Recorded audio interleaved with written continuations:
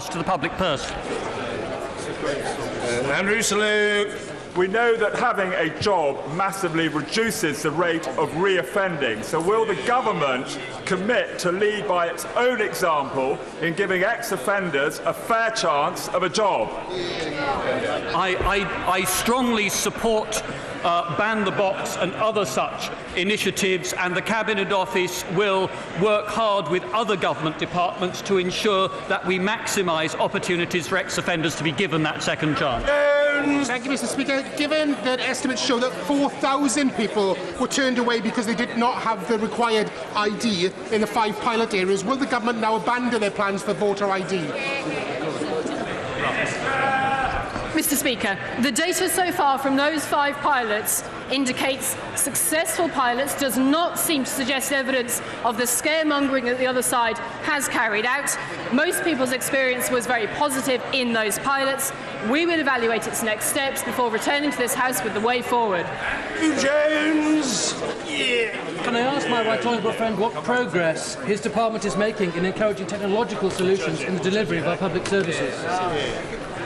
Well, I think my honourable friend raises a very important point. We're determined that the public sector uses technology to improve services, and indeed just last week I announced the first GovTech challenges to help tech firms create innovative cutting-edge solutions to public challenges, and the first one seeks to use artificial intelligence solutions to identify recruitment images created by Daesh and spread online. Finally, Tammanjeet Singh Desi. Mr. Speaker, we are now in an unsustainable and inconsistent position whereby 16 and 17-year-olds in Scotland and Wales can be trusted to vote in local government elections, yet their counterparts in England and Northern Ireland are denied this very right. Does the Minister agree that if we are to maintain the integrity of our electoral process, we must have equal voting rights across our country, the UK? Mr. Speaker, first of all, this government stood on a manifesto in which we agreed to keep the voting age at 18. But the second point is this. We also believe in devolution. And as my right honourable friend has told the House this morning very strongly, our work on the EU withdrawal bill and elsewhere supports devolution. And that, I'm afraid, is the real answer to the honourable gentleman's question. Order.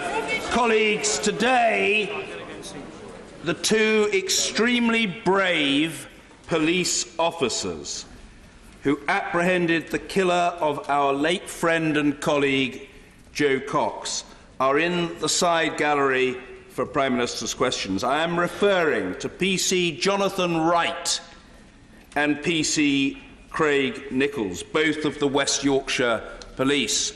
Gentlemen, we honour your public service, we thank you for it, and we offer you the warmest of welcomes here to the House of Commons today.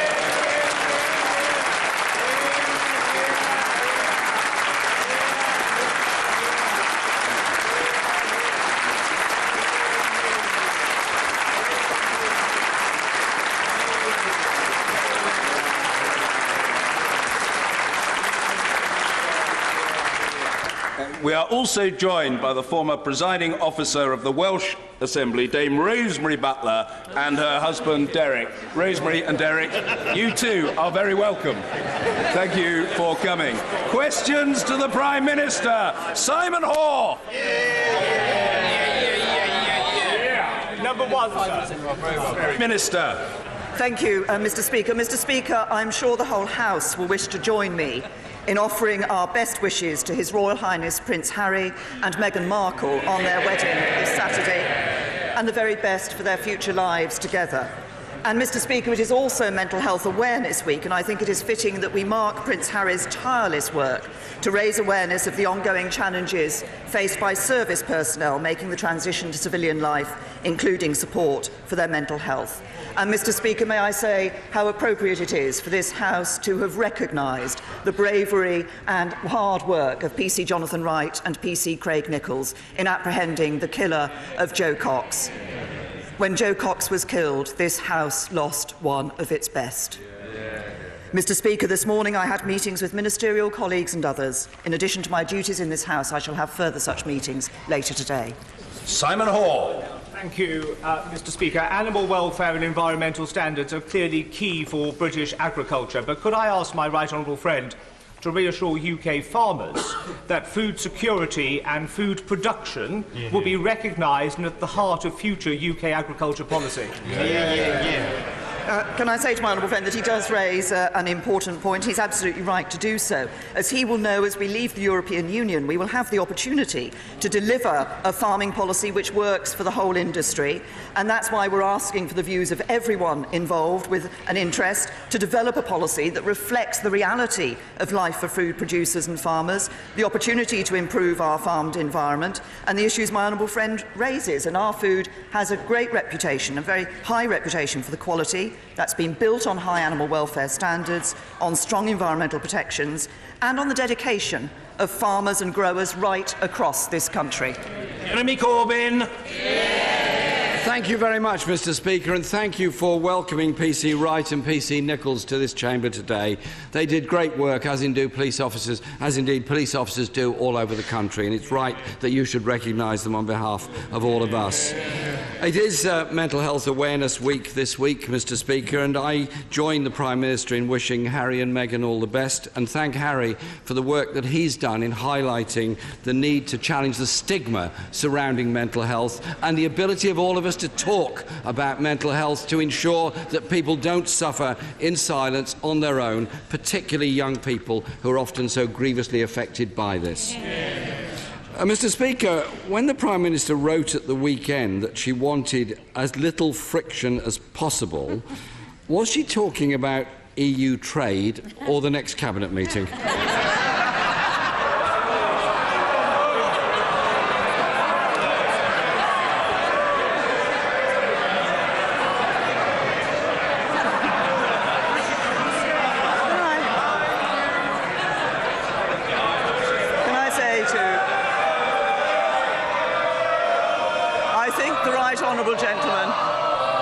I think the right honourable gentleman knows full well that this government has a policy of leaving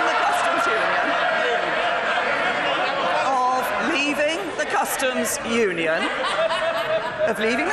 union, and of ensuring that as we do so, we have as frictionless trade as possible with the EU, that we have a solution which ensures we have no hard border between Northern Ireland and Ireland, and also that we have an independent trade policy. But if he's talking about friction, perhaps he could reflect on the fact that this month the Shadow Health Minister in the Lords voted for a second referendum, that at the weekend the Shadow Brexit Secretary refused to rule out a second referendum, and on Monday the Shadow International Development Minister tweeted in favour of a second referendum. So perhaps when he stands up he could put the minds of the British people in this House at rest and rule out a second referendum. Jeremy Corbyn! Mr. Speaker, the divisions in the Cabinet mean there's been no progress in negotiations for 5 months. The reality is the Cabinet is more interested in negotiating with each other than it is with the European Union. Mr. Speaker, the Prime Minister's promise of as little friction as possible is in stark contrast with the earlier commitment that it would be friction-free. So could the Prime Minister explain how much friction she is willing to accept? Businesses and workers in those companies need to know. I say to the right honourable gentleman that we want to ensure that we are able to continue to trade in as frictionless a way as possible. And the suggestion that trade at the moment is entirely frictionless is actually not correct. But we have set 3 very simple objectives for a future customs union. Now, I will say to this House that achieving those objectives, which I've just set out, is not easy. It is difficult. There will be some who will say, actually, forget about an independent trade policy. That is not the position of this government. There may be some who say, don't worry about the Northern Irish border. That is not the position of this government. It is absolutely right that we are aiming to achieve those 3 objectives. And when he talks about progress, we'll be publishing a white paper in a few weeks which will show how much progress we are making on these issues. Jeremy Corbyn! Well, Mr. Speaker, they're no nearer to agreeing a white paper than they are on the strategy for going forward. I would remind the Prime Minister that the UK is the slowest of all major economies and slower than the Eurozone in growth as a whole. The uncertainty and recklessness of government is putting jobs and investment at risk. Last week, Airbus confirmed their space contract will move abroad post-Brexit. And the company has gone on to say it's considering its overall position in the UK because of the government's complete lack of clarity. How many other businesses have warned the Prime Minister that they too are considering their future in this country? The Right Honourable Gentleman talks about preparations in the negotiations and the White Paper. Let's just remember what his position was. His position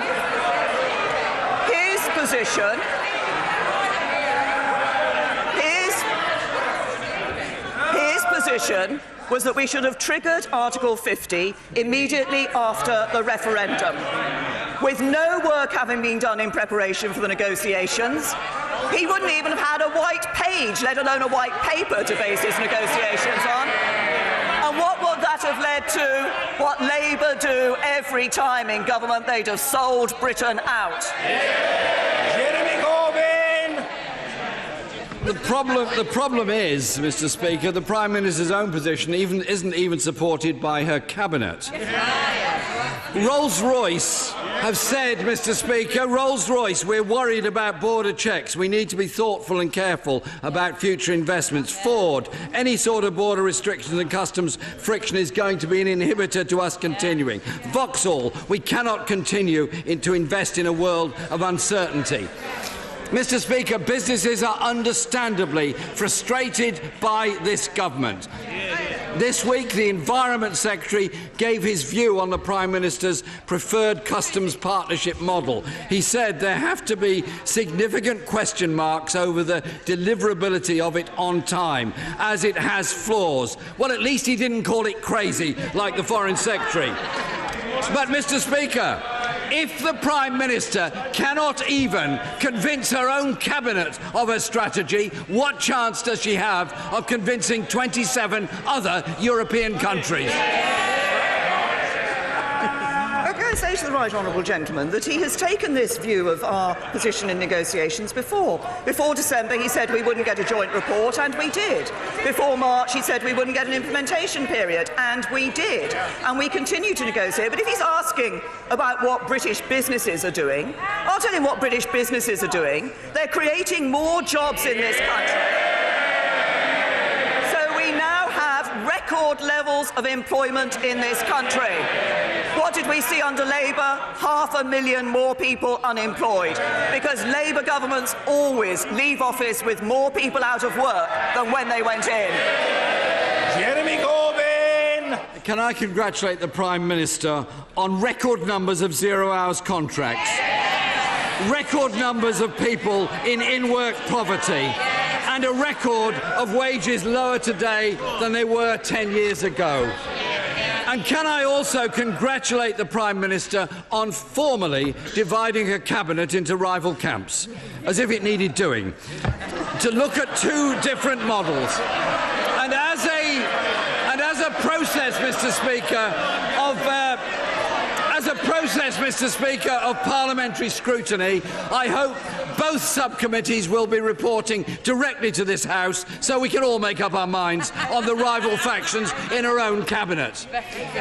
Mr. Speaker, whilst her government dithers, the Dutch government has now begun training the first batch of extra customs officials to deal with the reintroduction of customs checks for British goods at Dutch borders.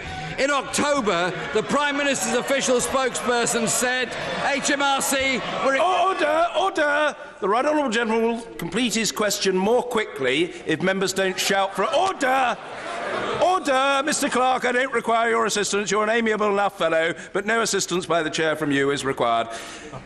I want to accommodate backbenchers, and I will do so today, as I always do. I'm concerned about people who want to ask questions. If people don't want to ask questions, shush and listen. And if you do want to ask questions, you'd certainly better keep stum. Jeremy Corbyn. Thank you, Mr. Speaker. It's a very straightforward question. How many HMRC additional staff have been recruited in order to deal with Brexit? Prime Minister. To the right honourable gentleman, as he knows, we are indeed making preparations for all contingencies. The Chancellor of the Exchequer has announced money which has been allocated to departments to make those necessary preparations. But can I just correct him on what he said at the beginning of his question? Because at the beginning of his question, he referred to 0 hours contracts. In fact, if we look at the increase in employment, almost 2/3 of the rise in employment in the last year has been from full-time work. Over 3/4 of the growth in employment since 2010 has been in full-time work, and around 70% of the rise in employment since 2010 has come from high-skilled work. So perhaps when he stands up, he will welcome the jobs that have been created under this government. Jeremy Corbyn. Mr. Speaker, the question I asked the Prime Minister was how many more HMRC officials have been recruited. She hasn't answered it. Can I help her to say that the claims that they're recruiting more won't even make up for the cuts made in the last 8 years? It seems that the Dutch government is more prepared for dealing with Brexit than the British government is. Mr. Speaker, we've had 23 months since the referendum. We have just 10 months to complete negotiations, and the government is in complete disarray. On both sides of the negotiations, the reality is dawning that deadlines are at risk of not being met. More and more jobs are at risk as more and more businesses openly consider the options of relocating their jobs elsewhere. The government is so busy negotiating with itself, it cannot negotiate with anybody else. Mr. Speaker, if the Prime Minister cannot negotiate a good deal for Britain, why doesn't she step aside and let Labour negotiate a comprehensive new customs union and living standards backed by trade unions and business in this country? Step aside and make way for those who will. What a catastrophe that has been. Mr. Speaker, what we have seen under this government is more jobs being created, more high-paid jobs being created. We have seen us delivering on our December joint report on Brexit and on a March report with the implementation period. But let's actually look to see what we would see from the Labour Party, because from Labour you simply cannot trust a word that they say. They said they'd strike new trade deals. But what do they want? They want to be in a customs union that ensures they could not strike new trade deals. Promise broken. They said that they would scrap student debt, yet after the election they went back on that. Promise broken. They said they would tackle anti-Semitism.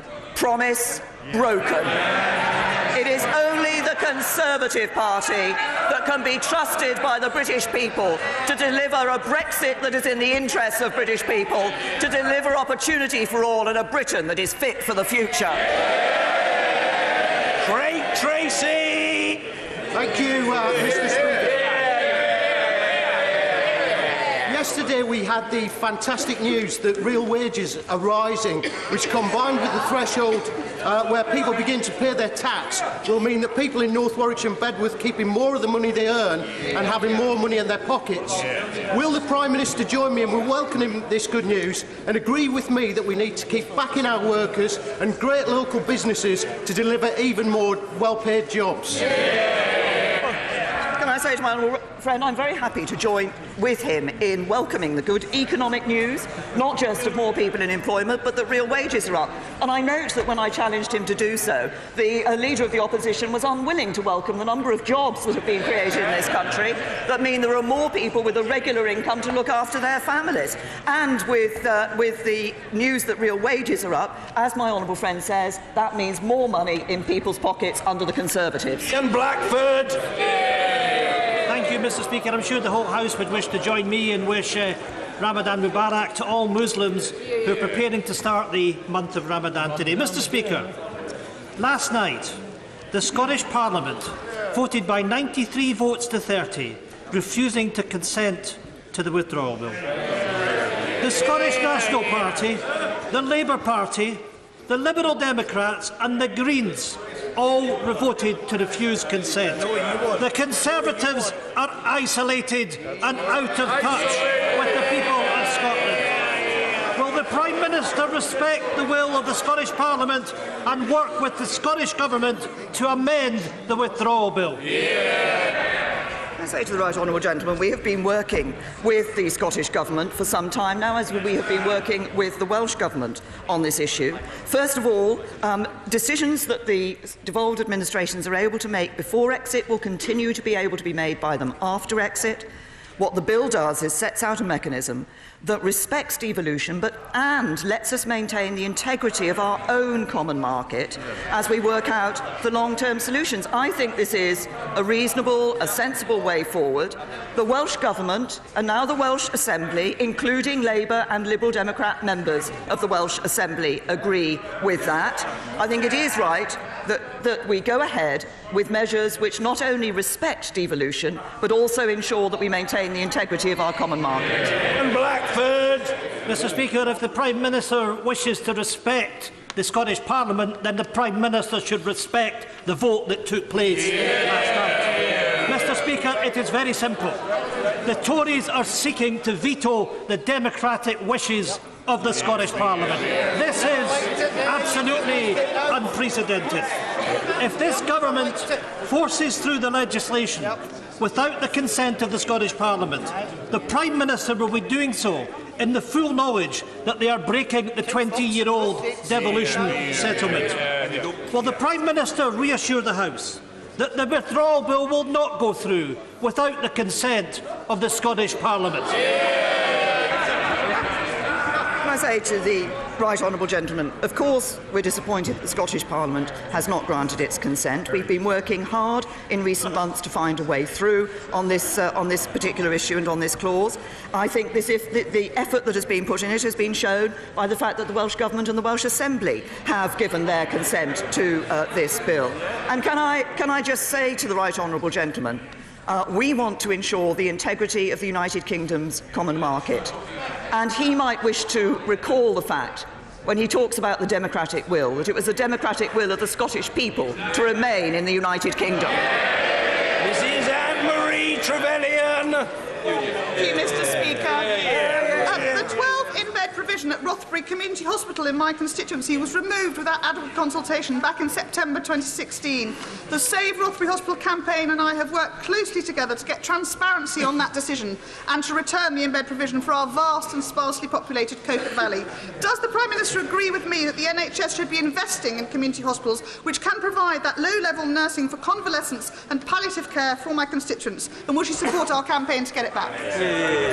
Well, can I say to my honourable friend, she's absolutely right to be raising this issue on behalf of her constituents in the way that she has. I understand this issue is being considered currently by the Independent Reconfiguration Panel, who will then advise my right honourable friend, the Health Secretary. As the issue is under an independent review at the moment, I'm sure she will recognise that I won't go into further detail on the specific, but on the general point, I do wholeheartedly agree with her. Community hospitals are a vital part of the range of services that we want to see in our NHS. Jenny Chapman. Mr. Speaker, why is it that over half of young people referred for specialist mental health treatment by their GP are not receiving care?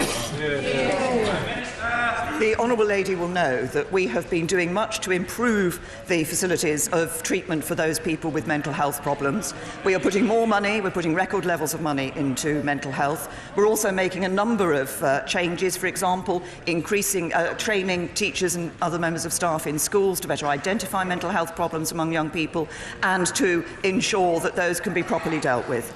Is for us to do? Yes, there is, because for too many years in this country, government after government did not treat mental health problems in the way that they should have done.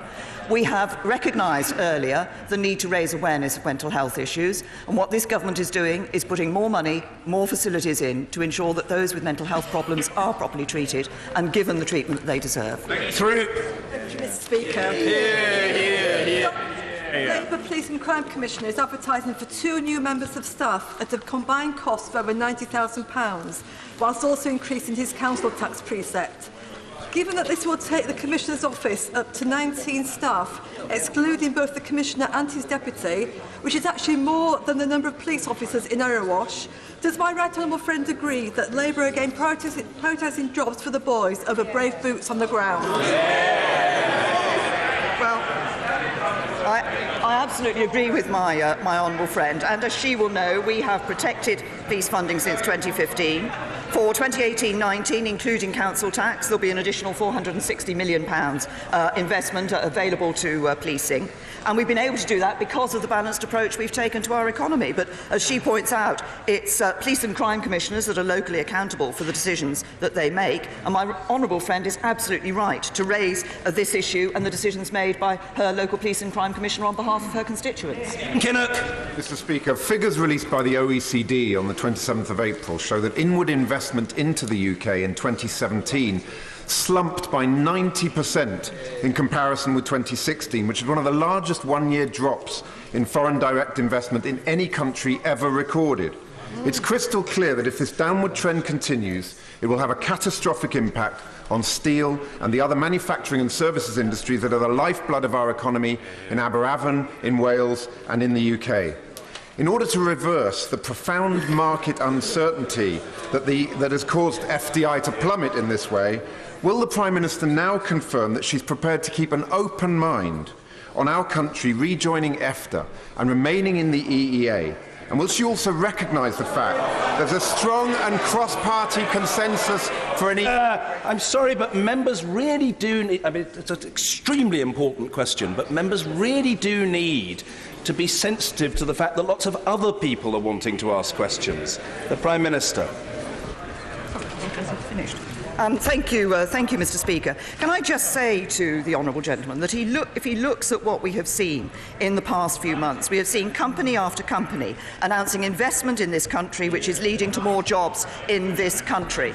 Yes, as we look ahead to leaving the European Union, we do need to ensure that our customs arrangements will meet those 3 tests that I set out earlier: an independent trade policy enabling us to do trade deals around the world, as frictionless as possible a border with the EU, and to ensure no hard border between Northern Ireland and Ireland. That's exactly what the government is working to produce. Thank you, Mr. Speaker. As we approach the first anniversary of the Grenfell Tower tragedy, I'm sure the thoughts of the whole House are with the victims and their families. Very sadly, far too few of the survivors have actually got a permanent home to call their own. In advance of Judith Hackett's long-promised review of building regulations, can my right honourable friend update the House on the work that the government has done to ensure that buildings across the UK are safe, of similar design to Grenfell Tower, so we don't have a repetition of that terrible tragedy? Well, can I say to my honourable friend that our thoughts, as we approach the anniversary of the appalling tragedy that was the Grenfell Tower fire, our thoughts are with the victims and survivors and all those affected by that tragedy. He refers to rehousing. There are 210 households in total in need of a new home, and I understand that 201 households have accepted an offer of either temporary or permanent accommodation. But on the issue of the safety of buildings, the Fire and Rescue Services have visited over 1,250 high-rise buildings, and immediate action has been taken to ensure the safety of every resident. councils and housing associations must remove dangerous cladding quickly. But paying for these works must not undermine their ability to do important maintenance and repair work. And I've worked closely with my right honourable friends, the Chancellor and the Housing Secretary, and I can today confirm that the Government will fully fund the removal and replacement of dangerous cladding by councils and housing associations, estimated at £400 million, and the Housing Secretary will set out further details later this week. Narendra Sharma. Thank you, Mr. Speaker.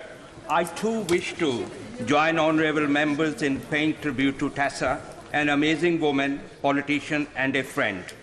Some remember the Olympic Games as Tessa's crowning achievement, but those of us closest to her know that was not what she was most proud of. In the week, the government can find £50 million for grammar schools. Can the Prime Minister commit to finding for Tessa's proudest achievement as a true memorial? Sure start. Can I say to the honourable gentleman that we all recognise the significant contribution that the late Baroness Jowell played, both her various roles that she undertook in government and the various issues that she championed. As remains Sure Start centres remain a key part of delivering the best start in life for every child. But we've also built on that legacy by introducing 15 hours of free childcare for disadvantaged 2-year-olds and 30 hours of free childcare for 3- and 4-year-olds. And just as importantly, we're focusing on quality, with 94% of early years providers now rated good or outstanding. The result is a record number of children being ready for school. We will continue to work to ensure that every child gets the best start in life. Order. In warmly welcoming him back to his place, I call Mr. Owen Patterson. Thank you, Mr. Speaker. I would like to register my heartfelt thanks to all the staff at the Midland Centre for Spinal Injuries at the Robert Jones and Agnes Hunt Hospital in my constituency. Without their extraordinary skill, professionalism and simple human kindness, I would not be here today. Mr. Speaker, the House of Commons Library confirms estimates that 63% of the members of this House represent constituency that voted leave.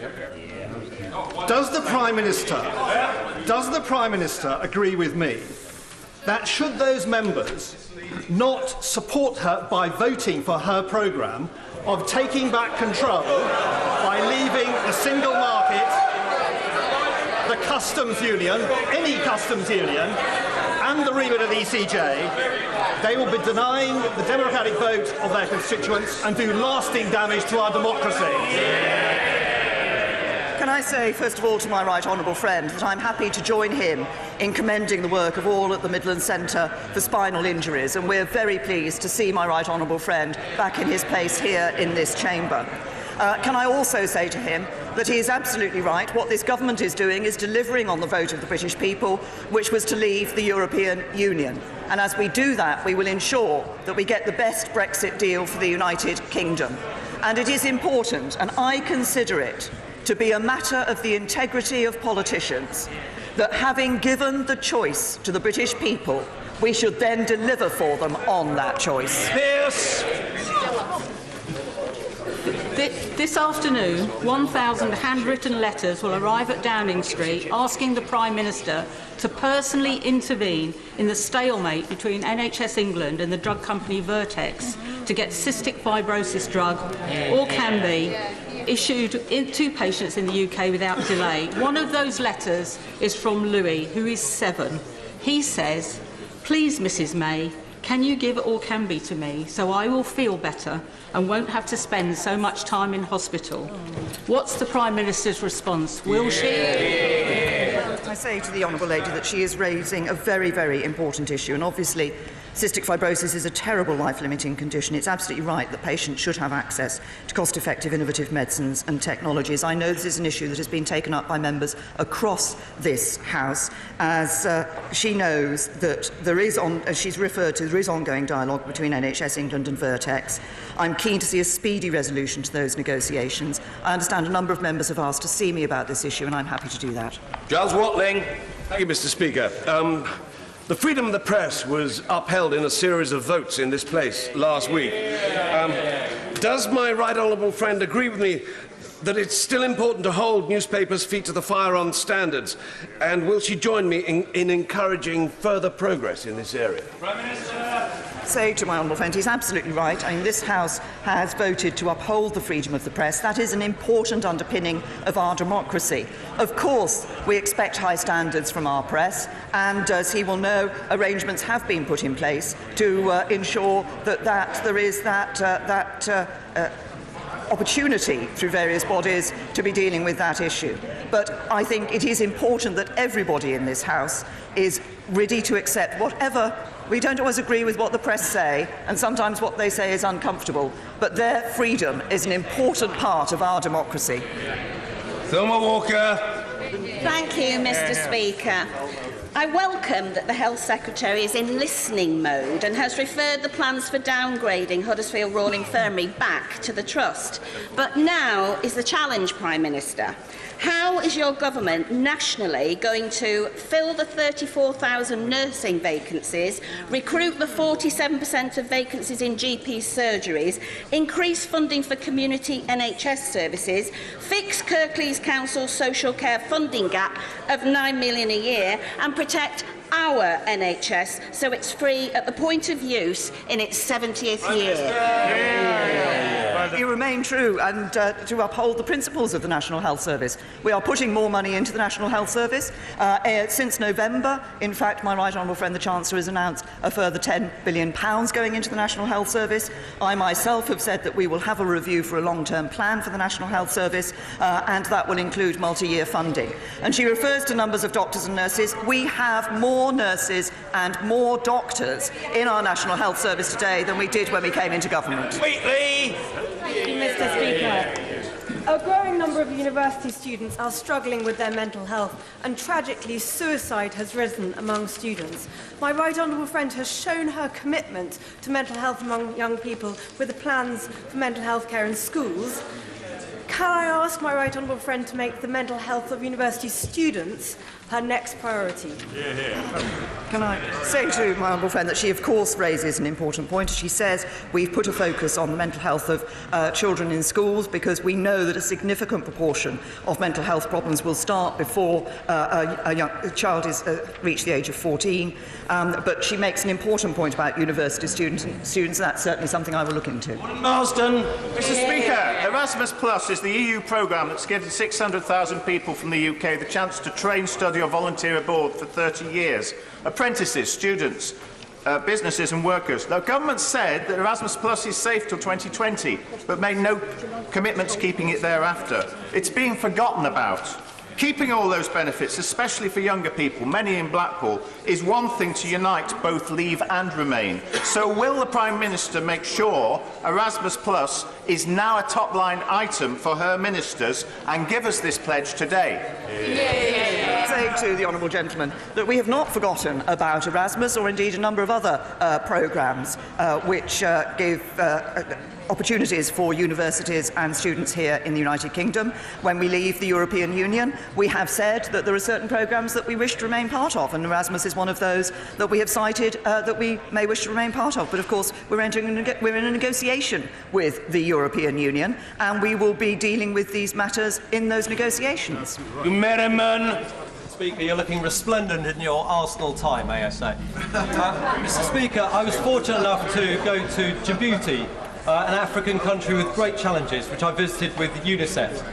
Mr. Speaker, I'm sure everybody in this House would want to see the UK do more with trade in Africa. So given that 485 of us voted to allow the Prime Minister to trigger Article 50, would the Prime Minister agree with me that we should support her leadership, support the UK in getting the best deal so that we can trade with Africans and help lift them out of poverty? My honourable friend raises a very important point. When we leave the European Union, we will be able to negotiate those trade deals in our interests and not rely on Brussels negotiating trade deals for us. And we will have that independent trade policy. And certainly we will be looking to trade deals with a number of countries in Africa. And I took the opportunity at the Commonwealth Heads of Government meeting to speak to a number of leaders from Africa about just this issue. Sir Kevin Barron. Thank you, Mr. Speaker. In February 2015, after the publication of the Casey report into CSE in Rotherham, the Prime Minister in her previous role said if resources are needed, they must be provided. But the fusion bid has only received just over 30% of the funding requested. This funding is needed desperately to support survivors of CSE and pursue convictions against the perpetrators. Will the Prime Minister ask the Home Secretary and the Justice Secretary to authorise the rest of the funding as a matter of urgency? The honourable gentleman that obviously we were all appalled at the revelations of what had happened in terms of child sexual exploitation in Rotherham, and sadly what has happened in other parts of the country as well. I will ask the Home Secretary to look at the issue. As the honourable gentleman will know, certainly as regards police funding, there are arrangements whereby bids can be put into the Home Office. Those are properly considered and discussed with the police force in question, and decisions taken on that basis. Antoinette Sandbach. Thank you, Mr. Speaker. My constituent Sharon Holman went through the devastating loss of her teenage son who committed suicide. She is seeking a serious case review by Kent County Council about multi-agency failings that meant he didn't get appropriate mental health support. This week is Mental Health Awareness Week. What reassurance can the Prime Minister give to my constituent and others about the need to assure appropriate mental health support for children and the need to ensure that lessons are learnt from this tragic loss? Well, first of all, can I say to my honourable friend that I'm sure the whole House, the sympathies of the whole House will be with Sharon, because no parent should have to endure the agony of burying their child. And can I reassure her that we are absolutely committed to seeing mental health services improve on the ground. That's why we are making an additional, we've committed to making an additional £1.4 billion available to improve children and young people's mental health services. And by 2020-21, we've committed to ensuring that 70,000 more children and young people each year will have access to high-quality NHS mental health care. With regard to the specific case that she's raised, I know that my right honourable friends, the Education and Communities Secretaries, would be happy to look into the detail of that case in order to ensure that lessons are indeed learnt. Dr. David Drew. Mr. Speaker, I've been working with a group of parents who have adult children who were seeking long-term accommodation. They were advised and indeed encouraged to use the support for mortgage interest scheme. The government has since abolished the scheme and replaced it with a loan. This has caused a great deal of hurt, concern and, dare I say, confusion. MENCAP have asked for these group of adult children to be exempted from the changes. Would she meet with me and MENCAP and a small representative group of parents to see how we can put right the hurt that has been caused and make sure that these people have the proper accommodation available? Could I say to the honourable gentleman that I will look into the specific issue that he has raised, and I will ensure that the appropriate Secretary of State meets with him and discusses this issue with him. Alex Shelbrooke. Thank you, Mr. Speaker. Russian military naval activity is at its highest in the North Atlantic since the 1980s. Could I ask my right honourable friend to update the House on funding of the Royal Navy under this government? Well, can I say to my honourable friend, I'm very pleased to make the House aware, of course, once again, of the significant funding that is going into our defence forces, into our armed forces, and including, of course, for the Royal Navy, a significant investment in the ships of the Royal Navy. I'm very pleased to have been able to be on Queen Elizabeth, the new aircraft carrier, which I think is indeed a very fine representation of the commitment that we put to our defence spending. As my honourable friend will know, there is a modernising defence programme review that is taking place with the Ministry of Defence, the Treasury and Number 10, and we will be looking in due course at any changes that need to be made to ensure that our defence capabilities do indeed meet the threats that we face. We must continue to have the closest possible relationship with the single market if we are to avoid taking a major hit on our economy, but time is rapidly running out to negotiate a bespoke new deal. What possible reason can there be for her not giving members of Parliament the earliest possible opportunity to vote in this place on the EEA? Can I say to the Honourable Lady that this House has had and will continue to have many opportunities to debate these issues in relation to the European Union and the United Kingdom's future relationship with the European Union. There will be not only that meaningful vote that has been promised, but also, obviously, the voting on the European Withdrawal Agreement and implementation bill that will come before this House, and a number of other relevant bills for our Brexit. Jones. Small homes across North Yorkshire will be receiving access to superfast broadband thanks to investment from this government and North Yorkshire County Council. Much of that will be connected with fibre direct to the premises. Does the Prime Minister agree with me that fibre represents gold standard broadband and that local authorities must use all their powers to ensure developers install fibre broadband when building new homes? Well, can I say to the Honourable Gentleman, of course he raises a very important point, that access to superfast broadband is important, not only for individuals but also for people who are running businesses at home and in his community. And it is important that we look ahead and that when local authorities are putting these arrangements in place, they do so put into place the best opportunity for providing for people so that we can see not only people's personal interest in accessing broadband being able to be met, but also the interests of the local economy. Stephen Gethins. Mr. Speaker, my constituent Jan Steen is an incredibly hard-working Church of Scotland minister who has made North East Fife his home over the past 7 years. He's been denied leave to remain because he was temporarily serving the Scots Kirk in Paris. Will the Prime Minister meet with me and the Church of Scotland to discuss this issue? I can say to the Honourable Gentleman, as I'm sure the Home Secretary will look carefully at the case and be in touch with the gentleman. Ross Thompson. Thank you very much, Mr. Speaker.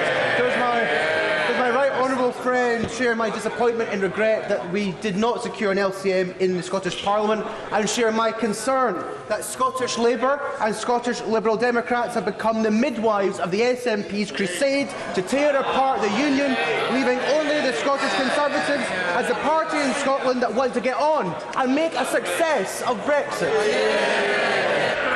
Can I say to my honourable friend, I share his disappointment. As I said earlier in response to the right honourable gentleman speaking on behalf of the SNP, we have worked long and hard with the Scottish Government and with the Welsh Government on these proposals. The Welsh Government and the Welsh Assembly have accepted those proposals. Labour and the Liberal Democrats in the Welsh Assembly voted for those proposals, and I think it is a shame that in the Scottish Parliament it was not possible to see that agreement being reached with the Scottish Government, because what we all want to do, as my honourable friend says, is deliver a Brexit that is good for the whole of the United Kingdom. As your Dodds. Mr. Speaker, following the completion of the boundary reviews work, which is due for completion at the end of this year and which is due to apply to the whole of the United Kingdom, reducing the number of constituencies and members in this House, has the Prime Minister given any further consideration to the resulting increase relatively in the size of the executive in this place? And can I urge her not to apply the policy which is currently being applied to Northern Ireland, which is not to have any ministers at all, refuse to appoint any and allow civil servants to run the place? I say to the right honourable gentleman that obviously we will look at the consequences of the proposals that are being put forward in terms of the number of elected members of Parliament in this House. I wish to see ministers in Northern Ireland able to take decisions for Northern Ireland. That depends on us being able to get agreement among the parties, as the right honourable gentleman knows, for reinstating the Northern Ireland Executive and allowing the Northern Ireland Assembly to play its full part in the affairs of Northern Ireland. We will continue to work with all parties because I believe that it is in the best interest of the people of Northern Ireland to see that devolved executive reinstated. During this year of all years, millions of people will wish to remember the sacrifices of our servicemen and women in conflicts around the world. But in my constituency, Hill Morton branch of Royal British Legion tell me there's a danger that their annual parade won't take place because of challenges in arranging road closures. I wonder if the Prime Minister would meet with me to see how this situation and perhaps others across the country might be resolved. Well said. Say to my honourable friend that we absolutely agree that it is right that we commemorate the contribution that British and Commonwealth military and civilian servicemen and women involved in the two world wars and later conflicts have made.